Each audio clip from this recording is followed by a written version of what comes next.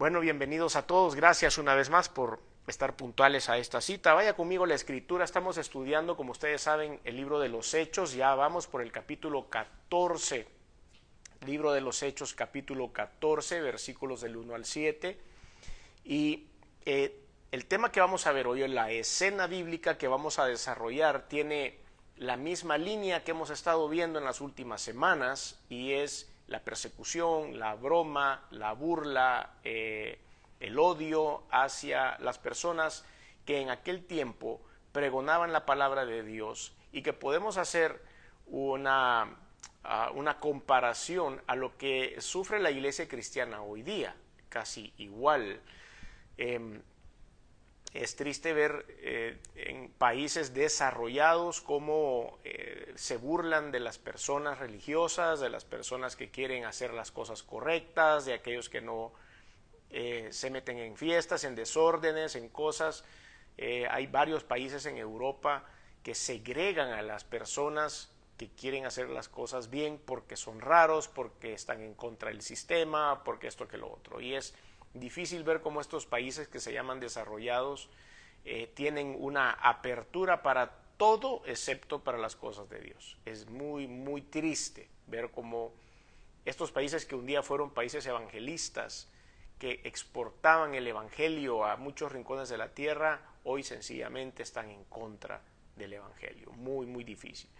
Pero para todos aquellos que estamos comprometidos con la palabra de Dios, comprometidos en darle la gloria a Dios y comprometidos en compartir este mensaje que sabemos que es real, que es vivo, es importantísimo que lo sigamos haciendo. La iglesia de Jesús, la iglesia de Cristo en sus primeros años, como lo hemos venido estudiando, enfrentó muchas pruebas, y el tema de hoy, o la porción de la escritura que vamos a analizar, la escena bíblica, es bastante similar a lo que hemos venido viendo. Apóstoles predicando el evangelio, judíos en contra del evangelio, algunos se convierten, algunos no, algunos gentiles se convierten, pero siempre Dios tiene el tino, ese detalle de poder encajar un versículo bíblico que le da vuelta a toda la historia. En cada historia ha habido algo sobrenatural, y esta no se queda atrás. Así que no perdamos más tiempo. Demuestra tu cristianismo y verás su gloria. Ese es el tema que vamos a compartir ahora. Demuestra. Nosotros tenemos que demostrar nuestro cristianismo, y en esa demostración de nuestro cristianismo, sin miedo, sin pena, veremos la gloria de Dios manifestarse. No me cabe la menor duda, porque lo he vivido, y yo sé que muchos de ustedes también. Hechos 14 del 1 al 7 dice la Biblia: aconteció en Iconio que entraron juntos en la sinagoga de los judíos y hablaron de tal manera que creyó una gran multitud de judíos y asimismo de griegos. Mas los judíos que no creían excitaron y corrompieron los ánimos de los gentiles contra los hermanos. Por tanto, se detuvieron allí mucho tiempo hablando con denuedo, confiados en el Señor, el cual daba testimonio a la palabra de su gracia, concediendo que se hiciesen por las manos de ellos señales y prodigios. Y la gente de la ciudad estaba dividida. Unos estaban con los judíos y otros con los apóstoles.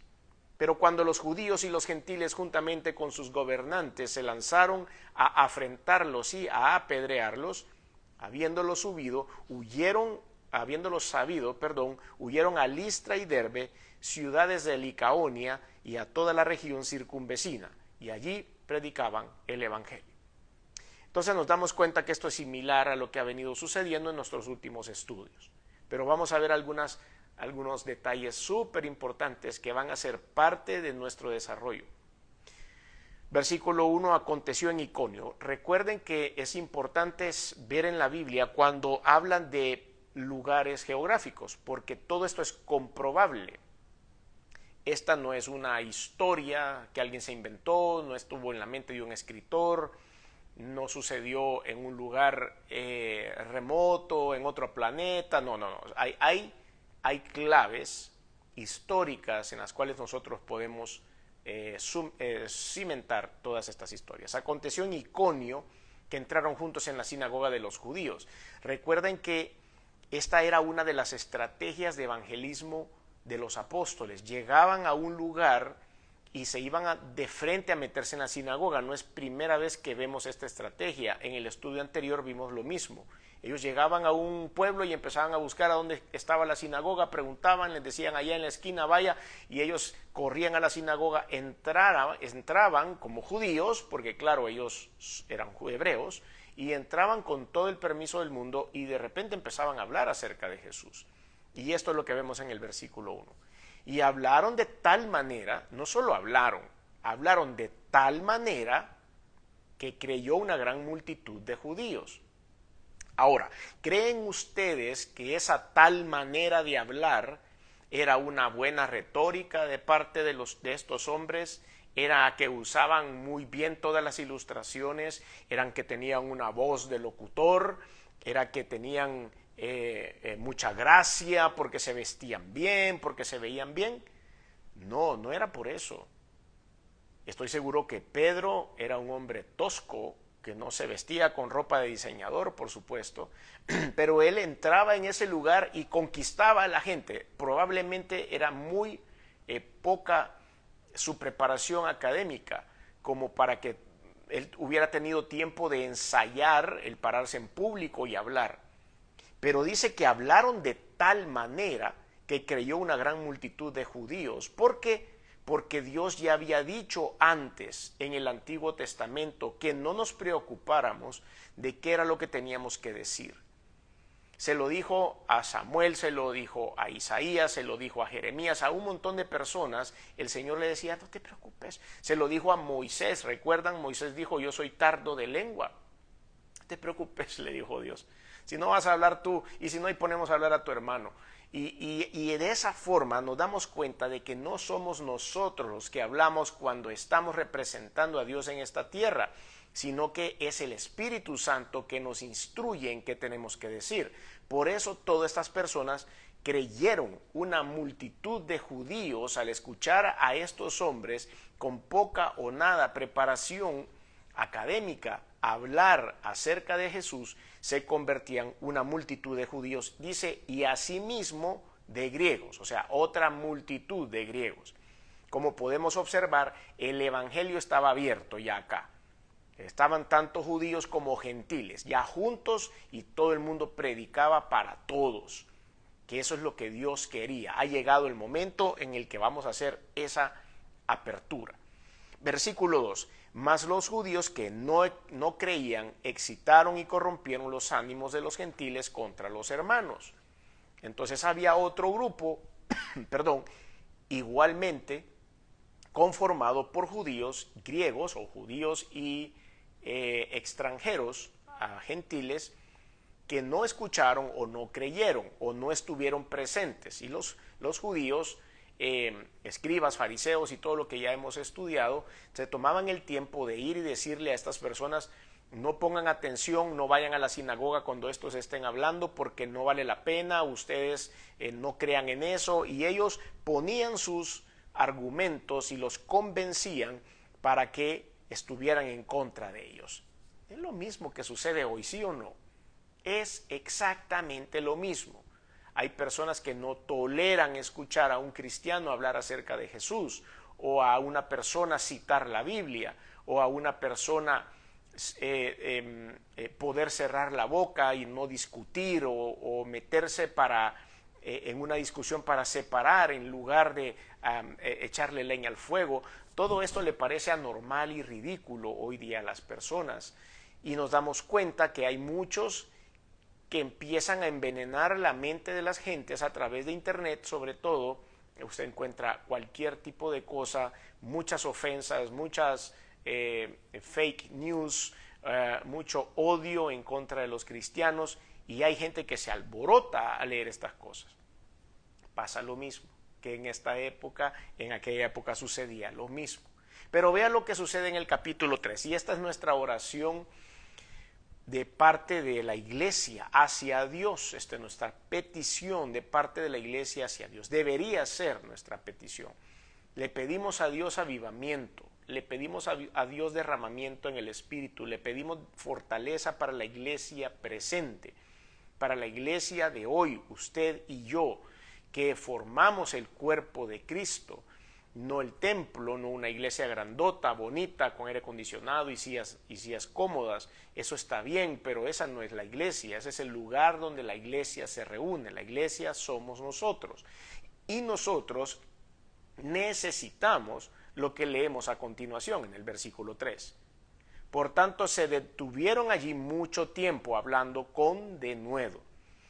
Ellos no tuvieron miedo de la confabulación que había entre los judíos y los gentiles. Al contrario, dijeron, bueno, hay tanta opresión aquí, hay tanta persona que está en contra de nosotros que tenemos que quedarnos porque hay mucho que hacer, hay que trabajar. Fueron valientes, decididos y responsables con Dios.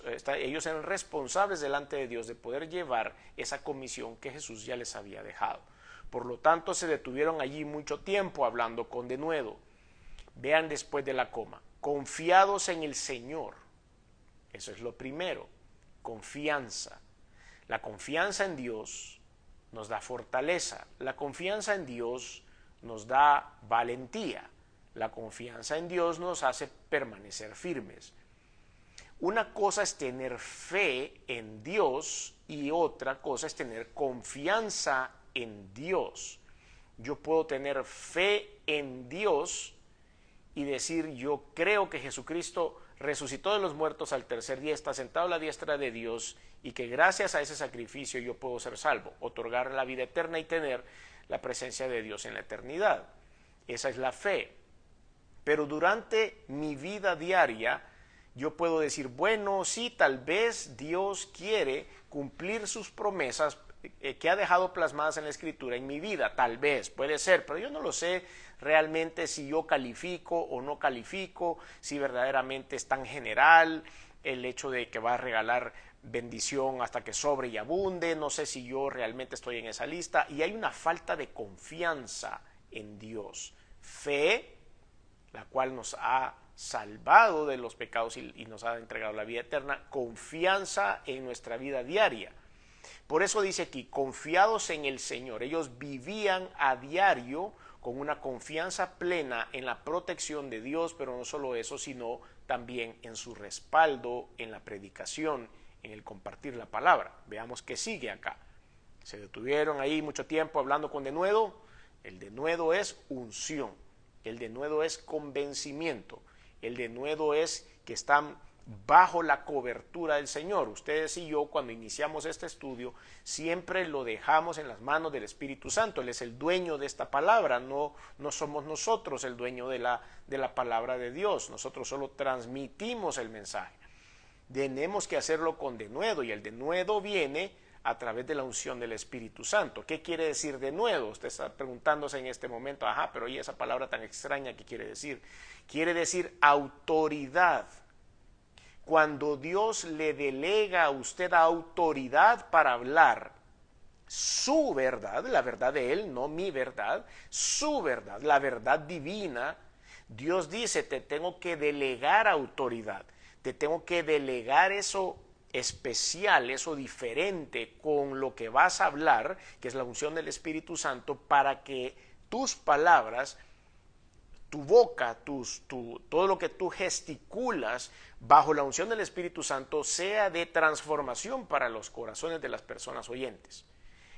Todo eso significa esto. Entonces ellos hablaban con denuedo, con el respaldo de Dios, confiados en el Señor, el cual daba testimonio a la palabra de su gracia. Quiero leer este versículo también en la Nueva Biblia Vida, Nueva Biblia Viva. En este versículo me parece que está más claro, porque se los voy a leer de nuevo. Dice, por lo tanto se detuvieron ahí mucho tiempo hablando con denuedo, confiados en el Señor, el cual daba testimonio a la palabra de su gracia, concediendo que se hiciesen por las manos de ellos señales y prodigios. Esta versión dice, sin embargo Pablo y Bernabé permanecieron ahí bastante tiempo, predicando abiertamente en el nombre del Señor, quien les concedía el poder de hacer grandes milagros que confirmaban el mensaje de su gracia. Yo sé que algunos de ustedes deben estar diciéndose, bueno, ¿y entonces qué Biblia está leyendo? Entonces hay varias Biblias, entonces hay varias palabras de Dios, ¿a cuál debo creerle? No. La Biblia que yo uso como base para nuestros estudios es una Biblia que se llama Reina Valera de 1960. Es una traducción de la Biblia, es la misma Biblia, pero la tradujeron Casiodoro de Reina y Cipriano de Valera hace un montón de siglos, y ellos hicieron una traducción procedente del inglés inicialmente y después del latín y después del griego, y así es como se ha ido desarrollando. Esta conversación la tuve con alguna persona hace poco y él me decía, sí, pero ¿y cómo? O sea, yo quiero leer una Biblia que haya sido traducida del griego, pero dicen que la Biblia en español no ha sido traducida del griego. Probablemente las primeras versiones no, probablemente fueron traducidas del latín, probablemente fueron traducidas del inglés, pero hoy día tenemos tanto acceso a los manuscritos griegos que ya tenemos Biblias en español que han sido traducidas directamente del manuscrito griego. Entonces, lo que tenemos es una sola palabra de Dios dada a los hombres en diferentes idiomas y que probablemente alguien le dé un tono un poco más contemporáneo. Esta Biblia que yo uso es del 1960 y las Biblias, hay diferentes versiones que vinieron a usar un lenguaje español un poco más contemporáneo a partir del año 2000 en adelante. Por eso es que a veces nos es mucho más fácil entender algunas palabras si leemos otra traducción, no otra Biblia, otra traducción más contemporánea de la Escritura.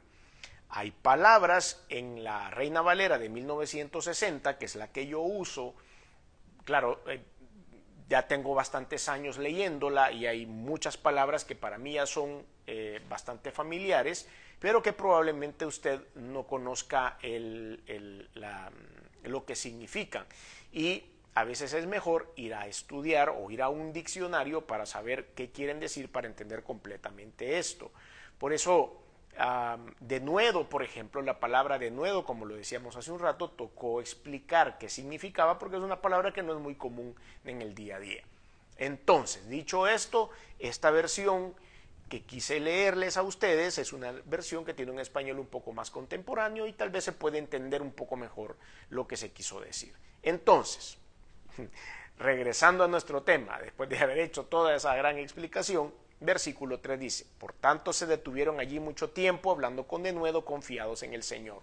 Y el Señor les daba testimonio a la palabra, es decir, los respaldaba en su palabra. Le hacía ver a todos los oyentes que sus apóstoles estaban subidos en ese púlpito o estaban subidos en ese espacio o estaban ahí rodeados de una multitud hablando, pero que tenían su autorización para hacerlo y que el denuedo y el poder con el que hablaban era a consecuencia o era más bien delegado por Dios. Entonces, dice él que Dios le concedía que hicieran por las manos de estos hombres o a través de ellos señales y prodigios, cosas sobrenaturales y maravillosas. Un poco más adelante, si el tiempo nos lo permite, voy a explicar qué quieren decir las palabras señales y prodigios. Pero estos hombres, al hacer estas señales y prodigios, por supuesto, nadie se quedó con la gloria. Nadie dijo, yo soy el que sana, yo soy el que ora, yo soy el que perdona pecados. Eso es una aberración. Nadie sobre la faz de la tierra tiene esa autoridad. Tenemos la autoridad de contar con nuestra boca lo que Dios hace en su misericordia y que nosotros seamos canales de bendición para otras personas. Entonces, lo que este versículo 3, que es el versículo central de esta porción de la Biblia, es lo que diferencia el uno de las historias de unas de las otras. Nos damos cuenta que Dios estaba tan presente ahí, aunque Jesús se acababa de ir físicamente, estaba tan presente Dios a través de la gloria del Espíritu Santo, que concedía que estos hombres hicieran manifestaciones milagrosas delante de otros para que esos otros llegaran a los pies de Cristo, no llegaran a los pies de los hombres, no llegaran a adorar a un hombre, no llegaran a ser del grupo de Pedro, no llegaban a ser del grupo de Pablo, no llegaban a ser, eran cristianos, seguidores de Jesús a través de las manifestaciones que hacían personas como usted y como yo. Y ahí eso es exactamente lo que usted y yo tenemos que pedirle hoy día a Dios para la iglesia.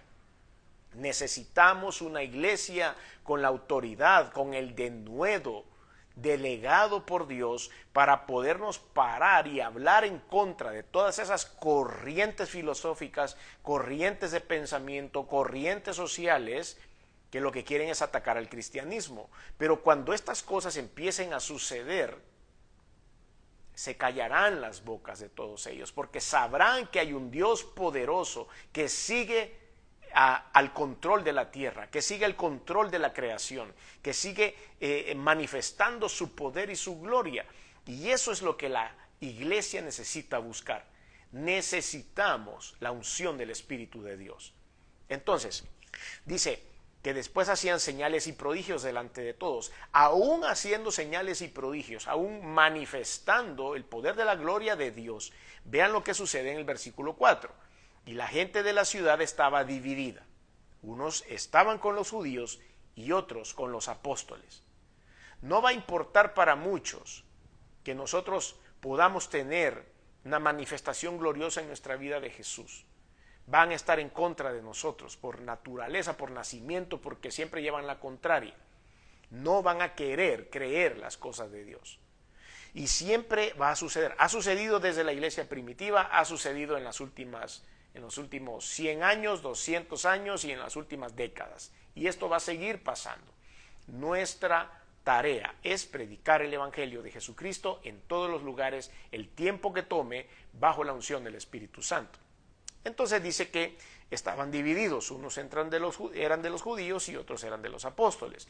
Pero cuando los judíos y los gentiles, juntamente con sus gobernantes, vea qué impactante esto, porque esto sigue pasando. Hay lugares, hay países en el mundo en donde las personas que están haciendo movimientos sectarios o están en movimientos gremiales o están en movimientos de algunas minorías o de algunas corrientes de pensamiento, se unen o tratan de unirse o hacen lobby con los gobernadores, con los líderes, con los diputados de esos lugares y pasan leyes para que en ese país se prohíba el hecho de poder predicar la palabra de Dios y darles toda la libertad que quieren para llevar a cabo sus pensamientos. Entonces vemos que aquí sucedía lo mismo, pero cuando los judíos y los gentiles juntamente con sus gobernantes se lanzaron a afrentarlos y a apedrearlos, habiéndolo sabido, huyeron del lugar. Listra, Derbe, esas ciudades de Licaonia y toda la región circunvecina. Ellos salieron corriendo de ese lugar y se fueron a diferentes lugares, pero, versículo 7, allí predicaban el Evangelio. La palabra debe ser predicada, donde quiera que vayamos. Ahí se predicaba el Evangelio. Corrieron, huyeron para proteger sus vidas, pero eso no quería decir que se iban a meter en un ático o se iban a esconder en una cueva. Ellos iban y donde quiera que llegaban, Listra, Derbe, cualquier ciudad de Licaonia, ellos predicaban el mensaje del Evangelio. La persecución no cesaba, los enemigos seguían activos.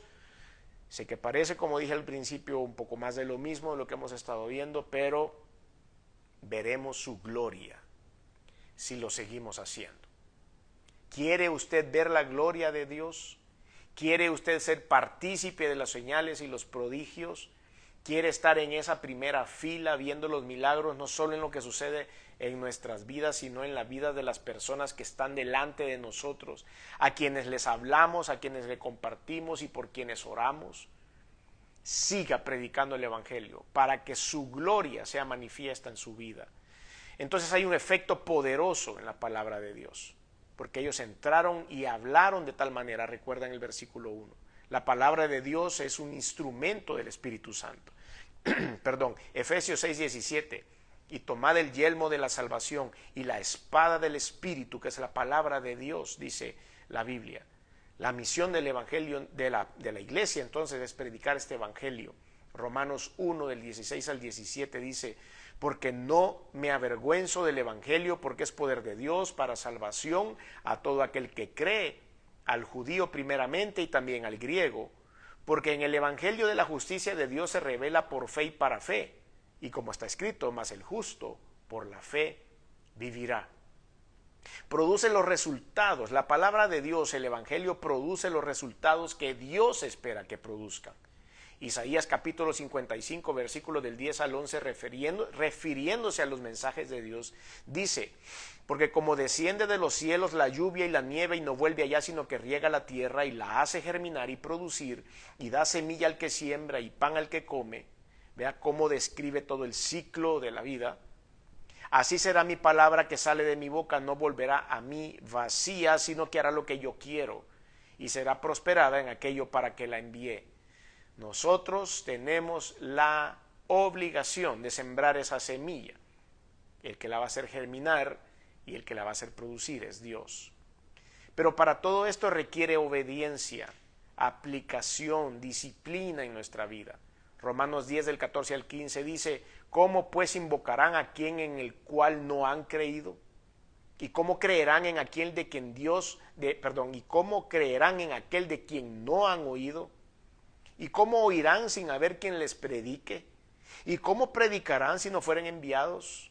Como está escrito: cuán hermosos son los pies de los que anuncian la paz, de los que anuncian las buenas nuevas. Recuerden que la traducción de la palabra evangelio es buenas nuevas.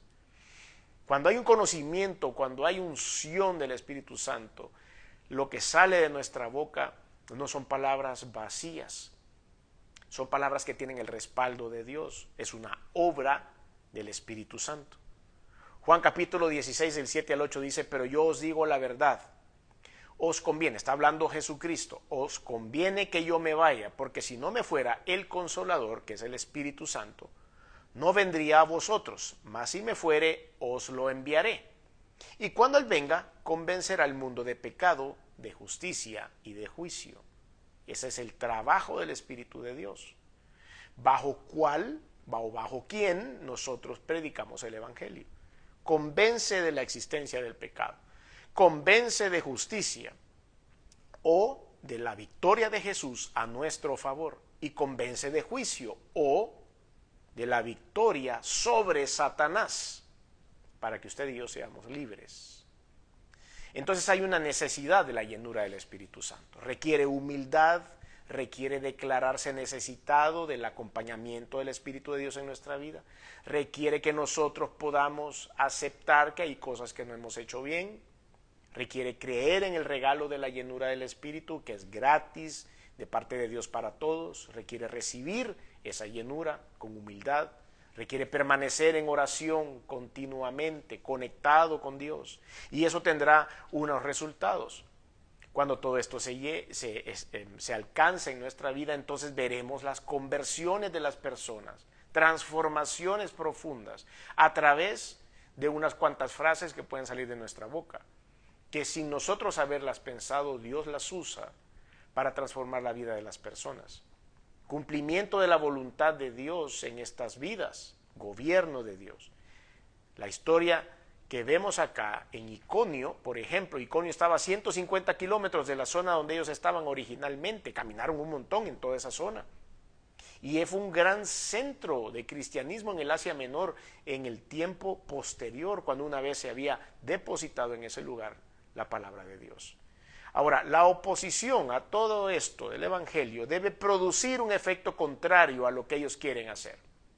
La oposición debe hacer fructificar más el Evangelio. Debe hacer de que los que predicamos sigamos predicando la palabra, de que no nos amedrentemos, así como hicieron ellos. Se fueron corriendo por otros lugares y estas ciudades fueron evangelizadas y crecieron, como hablamos acerca de Iconio hace un momento. Versículos 2 y 3 dicen: mas los judíos no creían, excitaron y corrompieron los ánimos de los gentiles contra los hermanos. Por tanto, se detuvieron allí mucho tiempo, hablando con denuedo, confiados en el Señor, el cual daba testimonio de la palabra de su gracia, como lo vimos ahí, lo hemos analizado antes. Entonces la rebeldía de la gente produce incredulidad y maldad en algunos. Es por eso que nosotros tenemos que tener la defensa de la exposición de la palabra, que produce en unos fe y en otros incredulidad. Tenemos que estar ahí. Los efectos de rebelarse contra la verdad es que hay un endurecimiento de la conciencia moral, que es lo que estamos viendo por todos lados. Romanos capítulo 1, versículo del 21 al 26 dice: pues habiendo conocido a Dios, no le glorificaron como a Dios ni le dieron gracias, sino que se envanecieron en sus razonamientos y su necio corazón fue entenebrecido. Profesando ser sabios se hicieron necios y cambiaron la gloria de Dios incorruptible en semejanza de imagen de hombre corruptible, de aves, de cuadrúpedos y de reptiles, por lo cual también Dios los entregó a la inmundicia. Dijo, bueno, no lo quieren hacer de esta manera, háganlo a su forma, a su manera. El Espíritu de Dios es respetuoso. Si nosotros no le dejamos entrar, Él no va a entrar. Si nosotros queremos vivir la vida de acuerdo a nuestra voluntad, Él va a permitir que lo hagamos. No quiere decir que es lo que más nos conviene, pero Él dice, bueno, yo no voy a irrumpir en tu vida, te amo tanto que no te voy a estorbar, pero necesito que me pongas atención. Y si no me quieres poner atención, pues voy a ir a uno de otra persona que sí lo quiera hacer. Profesando ser sabios se hicieron necios y cambiaron la gloria de Dios incorruptible en semejanza de imagen de hombre corruptible, de aves, de cuadrúpedos y de reptiles, por lo cual también Dios los entregó a la inmundicia en las concupiscencias de sus corazones. Ven que aquí hay palabras de la Reina Valera 1960. Concupiscencias son nuestras pasiones que nos arrastran. De modo que deshonraron entre sí sus propios cuerpos, ya que cambiaron la verdad de Dios por la mentira, honrando y dando culto a las criaturas antes que al Creador, el cual es bendito por los siglos. Amén. El otro día caminábamos con mi esposa en un país de Sudamérica y vimos a una persona mayor abrazando los árboles de un parque, unos árboles gigantescos, y ella los abrazaba y los sobaba. Dan culto a las criaturas antes que al Creador. Está bien si a usted le gustan los árboles, está bien si le gustan las mascotas, está bien si le gusta esto, pero la gloria debe ser siempre para el Creador, para Dios, el cual es bendito por los siglos. Amén. Por esto Dios los entregó a pasiones vergonzosas, pues aún sus mujeres cambiaron el uso natural por el que es contra la naturaleza, claramente hablando sobre el lesbianismo. Entonces contaminan con aborrecimiento a las masas, y esto es lo que empieza a generar este anticuerpo en contra de las cosas de Dios. Excitaron y corrompieron de ánimos, dice la Biblia en esta porción que hemos leído. Incitar, levantar en contra de alguien, apela a la mente, al conocimiento, a las emociones, para que algo pueda salir de esa persona así y llevar la contraria. Degradación moral. Ponen en contra a los que están en paz y oponen a Dios. El objetivo es detener el avance del Evangelio, por supuesto. Hay muchos casos bíblicos de esto. Hay casos actuales también donde hay persecución. La oposición y la resistencia más bien debe resultar en un favor que le están haciendo al Evangelio. Incrementa la pasión por un discipulado más resistente, más fuerte, más claro. Edifica la iglesia deliberadamente. El respaldo a la palabra por medio de Dios es más evidente cuando hay lucha, cuando hay persecución. Y hay, a consecuencia de todo eso, un aumento en la confianza. Recuerden que hablamos acerca de la confianza. Ellos confiaban en Dios, no solo tenían fe, sino también confianza en Dios. Promueve la verdad por medio de esa oposición. La resistencia histórica a la verdad de Dios promueve a Dios. Es así como dicen algunos ateos, dicen por ahí, es que yo no creo en Dios porque no me gusta Dios, porque me cae mal Dios. Ah, bueno, entonces, ¿qué es lo que le cae mal? Si le cae mal Dios, lo que usted está es peleado con Dios. No es que dude de que Dios existe, si no, no se peleara con nadie. Uno no se puede pelear con nadie. Hay que tener cuidado. El fenómeno espiritual de la oposición es satánico, viene de Satanás, es el plan de Satanás, porque cree que va a ganar esta batalla, pero esta batalla ya está perdida por él. Ha sido Jesucristo el ganador. Dios manifiesta su poder para confirmar la palabra a sus hijos, siempre, a través de señales y de prodigios. ¿Recuerdan estas dos palabras? Señales significa una palabra griega, semeión. Recuerda que hablamos acerca de las versiones bíblicas y por eso a veces uso la etimología, es decir, trato de traducirles una palabra del original para que nosotros entendamos qué es lo que dice la Biblia, ¿verdad? Use la Biblia que use. Usted puede siempre cuestionar alguna palabra, ir a buscar el original para ver cuál es el significado verdadero. Semeión es una señal normalmente milagrosa que confirma o corrobora o autentica algo. Esa es la palabra, lo que quiere decir la palabra si la traducimos. Entonces esta señal se enfoca en el objetivo final de la persona que la realiza. En el Nuevo Testamento suele referirse a algo que autentica el propósito eterno de Dios, es decir, que señala que ningún hombre es capaz de replicar esa cosa, únicamente Dios, algo sobrenatural.